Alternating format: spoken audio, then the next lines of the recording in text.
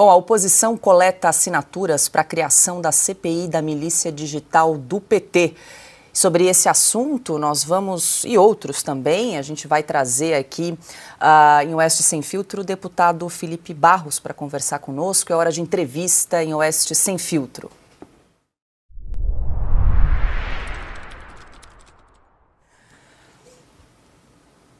Boa noite, deputado. Seja muito bem-vindo aqui em Oeste Sem Filtro. Obrigada pela entrevista. Boa noite, uma alegria falar com todos vocês. Deputado, quero começar perguntando aí sobre essa coleta de assinaturas para a instalação de uma CPI da milícia digital do PT. Como é que está, em que patamar está essa coleta? Nós começamos a coletar assinatura na semana passada, após a nossa coletiva de imprensa. Nós estamos com aproximadamente 100 assinaturas, precisamos chegar ao número de 171 assinaturas. Nossa expectativa é que até a próxima semana a gente consiga atingir o número necessário para efetivar, o pedido de abertura dessa CPI das milícias digitais petistas. Se o senhor puder explicar para a gente um pouco melhor o objeto dessa CPI, deputado? Claro. O Estadão fez 3 reportagens ao longo das últimas semanas, em que revelam que a estrutura da Secretaria de Comunicação do Palácio do Planalto, encabeçada pelo senhor Paulo Pimenta, que à época era o secretário de Comunicação do Palácio do Planalto, montou uma estrutura cujo objetivo dessa estrutura são 2. O primeiro deles é atacar a oposição, sejam parlamentares ou não. O segundo objetivo é atacar a imprensa crítica ao governo. E essa estrutura consiste no que exatamente? Segundo a própria imprensa, essa estrutura tem 3 pilares. O primeiro pilar são os influenciadores, que produzem fake news, que produzem ataques, que produzem crimes de calúnia, injúria e difamação, tanto contra parlamentares da oposição, também como contra a imprensa e veículos da imprensa. Outro braço dessa estrutura, chamada milícia digital do PT, é o próprio Partido dos Trabalhadores. Nós temos a mistura do público com o privado, nós temos membros do Instituto Lula, junto com membros da EBC, a Empresa Brasileira de Comunicação, uma empresa pública, que produzem essas fake news e que idealizam essas fake news através de reuniões diárias de pauta, reuniões em que eles, de fato, fazem as fake news e produzem as fake news que depois serão divulgadas pelos influenciadores petistas. E o terceiro braço dessa milícia digital é o braço financeiro. Nós tivemos a mega licitação feita pela Secretaria de Comunicação, em que a própria imprensa narrou que as agências de comunicação amigas do Partido dos Trabalhadores ganharam essa licitação. Nós temos dentro dessa licitação 71 milhões de reais apenas para o monitoramento das redes sociais, o monitoramento daquilo que as pessoas estão falando nas plataformas de redes sociais. Então, veja, nós temos uma quadrilha digital, né, composta por esses 3 braços que eu narrei para vocês, né, o braço partidário, o braço dos influencers e o braço financeiro, cujo objetivo é atacar a oposição, atacar os cidadãos críticos ao governo, atacar a imprensa, manipular o debate público e, no final das contas, atacar a democracia. É tudo aquilo que eles nos acusaram, sem provas, de termos nos últimos anos, e agora a própria imprensa descreve como se dá essa atuação dessa milícia digital petista encabeçada pelo Paulo Pimenta. Deputado, vou incluir meus colegas na nossa conversa. Silvio Navarro. Deputado, boa noite. Prazer revê-lo. Torço para que as assinaturas necessárias sejam obtidas em prazo rápido, mas a gente sabe de algumas dificuldades também de calendário. O presidente Arthur Lira liberou os parlamentares na semana que vem por causa do São João. Não é possível utilizar as comissões temáticas da Casa para convocar ministros, secretários, assessores, até para que o tema continue nessa própria mídia tradicional que acordou agora para algo que a mídia independente, por exemplo, já fala há muito tempo. Silvio, prazer falar com você mais uma vez. A sua pergunta é excelente. Pelo regimento interno da Câmara, nós só podemos convocar ministros. Nós já reconvocamos o ministro Paulo Pimenta para que ele possa esclarecer esses fatos aqui na Câmara dos Deputados. Quando ele esteve na semana passada na CCJ e eu fui fazer os questionamentos a ele, ele simplesmente levantou e foi embora sem responder aos questionamentos, né? Mas nós temos que ir além da própria figura do ministro. Nós temos fortes indícios da atuação da própria primeira-dama, nós temos fortes indícios da atuação de vários servidores da Secretaria de Comunicação do Palácio do Planalto, que denúncias têm nos chegado, narrando como se dá essa atuação de outros servidores ali de dentro. E, infelizmente, pelo regimento interno da Câmara, nós não podemos convocar, por exemplo, esses servidores. Né? Então, aí se faz necessário, de fato, uma CPI. Mas aquilo que está ao nosso alcance imediato, que é a convocação do ministro, nós já fizemos. Ele já foi reconvocado aqui na Câmara dos Deputados, seus esclarecimentos vir próxima semana. Pergunta agora de Ana Paula Henkel. Boa noite, deputado. Obrigada pela entrevista. E, deputado, bom, estamos falando aí, né, parece que o gabinete do ódio realmente existe, só não é o que eles pensavam.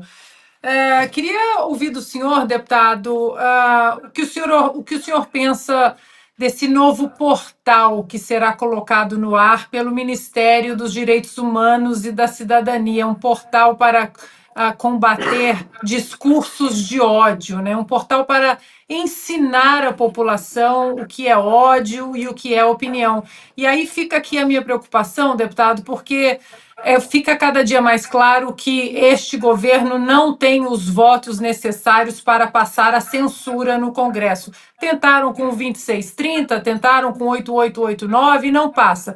Então, a sensação é que daqui a pouco eles vão criar subagências para tentar legislar ou legislar através do Supremo Tribunal Federal. O senhor acha que seria essencial ficar de olho também nesse portal que visa combater o ódio, supostamente, do ministro Silvio Almeida? Ana, sem sombra de dúvidas. Se nós pegarmos o histórico desse desgoverno, desde o seu início, eles têm dois objetivos. No aspecto econômico, é taxar a população. O ministro da Economia, o Haddad, só pensa em aumentar os impostos. E todo o resto do governo só tem um objetivo, que é censurar a população, censurar os críticos ao governo, censurar a oposição, censurar a imprensa. Esses são os dois grandes objetivos desse governo, taxar e censurar. Então, esse ecossistema da censura, esse ecossistema da milícia e da quadrilha digital que está sendo formada e já está em atuação, ele é um ecossistema grande. E essa estrutura que foi criada, foi gestada pelo ministro dos Direitos Humanos, está justamente dentro desse grande ecossistema da milícia digital petista. Nós temos outros braços, como, por exemplo, o NetLab, que produz relatórios considerando discursos como desinformação ou não. Esse NetLab, que é vinculado a uma universidade pública, eles receberam um convênio de 7 milhões de reais do Ministério da Justiça. Então, você tem todo um aparato estatal sendo utilizado para censurar as pessoas críticas ao governo, inclusive a própria imprensa. Né? Então, você veja, ontem o Lula disse, né, que chamou de monstro bebês, né, que eventualmente nascerem em decorrência de violações à mulher. Né? Isso não é discurso de ódio? Isso estará no domínio dos direitos humanos? Né? É óbvio que não. Eles se utilizam do discurso, do pretexto do discurso de ódio para censurar qualquer posição crítica. Você tem uma estrutura muito semelhante na Advocacia Geral da União. Esse não é o papel da AGU, mas a AGU está sendo utilizada para, inclusive, processar deputados por falas dos deputados na tribuna, violando a prerrogativa constitucional da imunidade material. Então, é um governo cujo aparato estatal está sendo utilizado para censurar qualquer crítica ao governo. Nós estamos conversando com o deputado Felipe Barros. Quem pergunta agora é Adalberto Piotto. Deputado, bem-vindo uma vez mais. Obrigado por nos atender aqui em Oeste Sem Filtro. A minha questão é justamente sobre esse Ministério da Verdade aí, que tem um nome pomposo, absurdo, mas nada mais é do que usar a estrutura do Estado, no caso do Executivo, para perseguir pessoas. Isso não é prerrogativa do Executivo. Mas deixando isso muito claro, todos nós já sabemos, houve essa votação aí, a oposição, na verdade, os governistas conseguiram adiar novamente a votação desse decreto legislativo para acabar com o Ministério da Verdade. O que faltou para a oposição conseguir fazer isso andar rapidamente? Porque esse negócio vem do começo do governo, lá no ano passado. Agora sim a CCJ é presidida pela Caroline de Toni e, obviamente, há uma atuação mais forte, mais intensa da oposição. O que faltou exatamente, deputado, por gentileza? Olha, o ano passado nós não tínhamos a presidência piloto da CCJ, estava na mão do deputado Rui Falcão do PT, que obviamente não ia pautar essa matéria. Esse ano a deputada Carol de Toni assumiu a presidência, tem feito um excelente trabalho e já colocou na pauta esse projeto. Então, nós pedimos vista, porque nós precisamos ter a garantia de que teremos os votos para aprovação. Isso está sendo construído junto com os outros partidos. Existe, de fato, um consenso aqui na Câmara dos Deputados que não é papel da Advocacia Geral da União processar qualquer cidadão crítico ao governo. A Advocacia Geral da União deve cumprir um papel da advocacia de Estado e não advocacia de governo. Se um ministro se sentir ofendido por fala de qualquer cidadão, seja ele deputado ou não, que procure um advogado particular e tome o caminho natural da justiça, ingresse com um processo de danos morais, de calúnia, de injúria ou difamação. Agora, não se pode utilizar a estrutura da advocacia pública através da AGU para a perseguição de qualquer pessoa. Nós chegamos ao cúmulo de vermos a Advocacia Geral da União representando deputados no Supremo Tribunal Federal por fala desses deputados na tribuna da Câmara, por opiniões. Nós tivemos, logo no início da tragédia do Rio Grande do Sul, maior tragédia da história do Rio Grande do Sul e uma das maiores do nosso país. O governo, em vez de se preocupar em salvar vidas, se preocupou mais em censurar as pessoas que estavam denunciando a ação e omissão criminosa do governo federal ali na tragédia do Rio Grande do Sul, processando pessoas por simples opiniões em relação à ação do Estado. Então, nós estamos fazendo esse trabalho de articulação. A presidente Carol de Toni tem encabeçado isso ali na CCJ, para que a partir do momento que de fato estiver na pauta, a gente tenha os votos necessários para aprovar. Carlo Cauti.